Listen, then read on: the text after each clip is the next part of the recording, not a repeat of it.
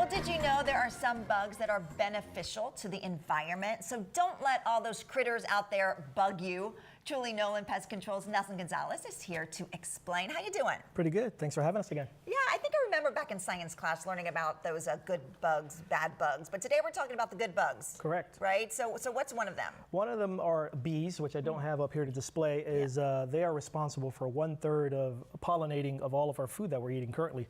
So they're going around pollinating all the plants and crops and all that good stuff. So that is one of the good bugs. Another bug would be our ladybug, which also is protecting the bugs, the crops from the bugs that are eating them and damaging them. So ladybugs are another good bug.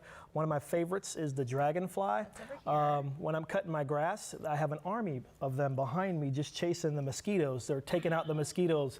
So it's another way to eliminate the bugs, and that's one of the good ones is the dragonfly. Right, so when we see these bugs, we need to be thankful, yes. Right? We're in the season of thanks, right? So we need to be thankful for these bugs. Also butterflies. Butterflies are the same thing, so they're involved with pollinating, the same thing like the bees are as well. Yeah, and I know that one of the things you do there at Julie Nolen is you talk to school kids. Yes. And you kind of talk to them about the different kinds of bugs. Tell me about that program. A good example, yesterday we were part of the Great American Teach-In, so we get involved in the schools and we go there and talk about a good bug versus a bad bug. So we'll tell them about bed bugs, which is a bad bug, roaches, which are bad bugs, and then we'll tell them about the good bugs like the bees and the dragonflies and the ladybugs. So if you have a school out there and you're looking to teach the kids about that, we'll always come to the schools easily. Yeah, and I guess if we have a lot of bugs in our yard and we're not sure if we should get rid of them or not, or if they're good bugs or bad bugs, we can call you and you always can give help us a call, and we can always look at your house, look at the grass, all that good stuff. Okay, good. Okay, something else that's coming up, as I mentioned, Thanksgiving.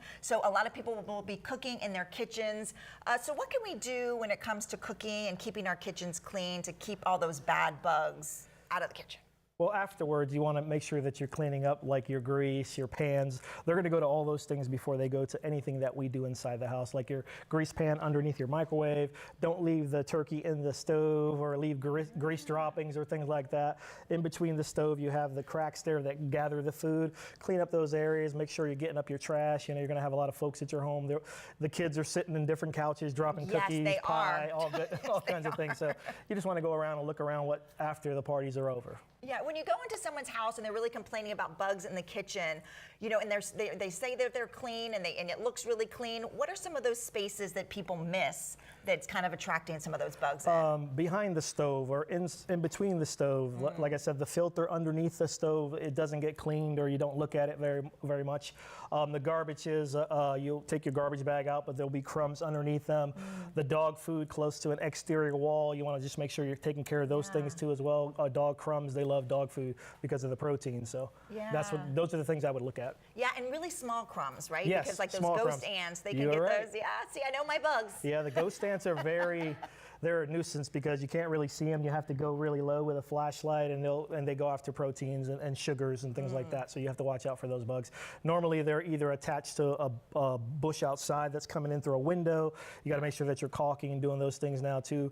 Right now, we're getting a high calls for rodents because it's getting cold and they're trying to get in the house, and also the insulation that we offer is also helping out with the cold too as well. Perfect. All right, well, thank you so much. Such good information. And if you want to learn more, to make an appointment, head to trulynolen.com.